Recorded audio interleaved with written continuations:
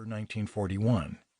Only, instead of being German, this particular fragment of bomb casing had come courtesy of the Japanese. Kasten's background and life journey had been complex and surprising. He was born in Honolulu in August 1916, to well-to-do German parents who immigrated from Bremen. He had been raised in Milwaukee, Wisconsin, graduating with a degree in art history from the University of Wisconsin. But his free-thinking and defiant attitude led him to take the unusual step of retiring straight out of college and go off to the South Seas. He'd joined the Merchant Marine and shipped out to the Philippines in the pay of a dredging company. "The best thing I did was that I retired after college," Kasten said. "Everybody talks about what they're going to do after they retire, but when they finally do retire, they're too old to do anything, and they've lost all their dreams." At sea, when Pearl Harbor was attacked by the Japanese on December 7, 1941, his ship put into Fiji and then headed to Brisbane, Australia, arriving on Christmas Eve. America needed young men, and after listening to a rousing speech from the U.S. ambassador, Kasten volunteered to return to the States to help the war effort. He and many other young Americans boarded a returning troop transport bound for San Diego. Short-handed, the captain asked for volunteers to man the vessel's anti-aircraft guns. Kasten found himself operating the port-aft gun. It wasn't long before Kasten, still a civilian, was in the thick of the action. A lone Japanese aircraft bombed his ship while they were steaming through the Tasman Sea.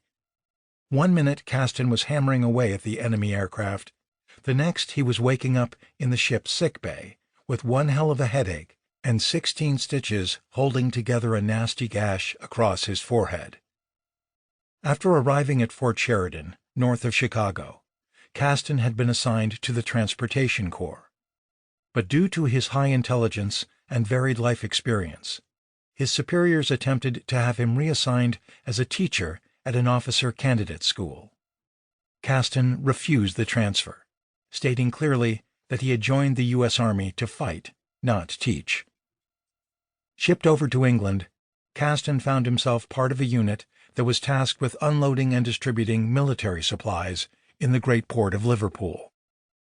Disgusted with the level of corruption and thieving that he witnessed, he volunteered for the infantry. Retrained at Tidworth Barracks, Kasten was the best marksman in his company. Now England was but a distant memory, as Kasten's company sector was subjected to an intense German mortar barrage in the Ardennes forest.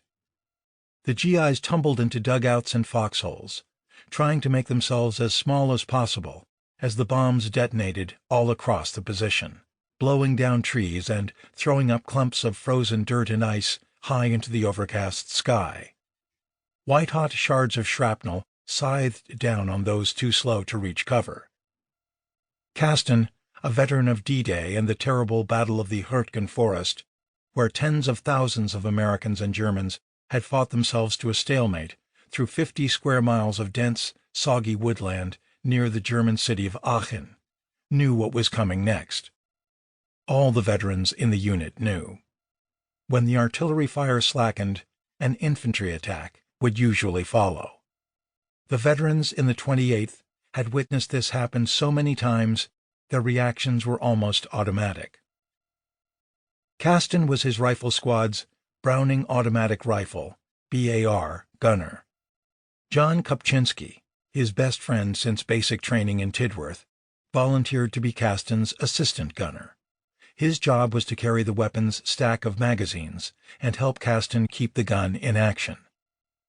Running uphill in a crouch, Kasten, a tall, lean man with his distinctive Van Dyke mustache and beard and piercing blue eyes, lugged the heavy BAR with him, while PFC Kopczynski followed with the ammunition. Both men charged forward, almost oblivious to the occasional mortar bomb that still landed around them, before they flung themselves into a small bunker constructed out of a hole in the ground covered with tree trunks for rudimentary overhead protection. All along the line, other riflemen and machine gunners jumped into foxholes.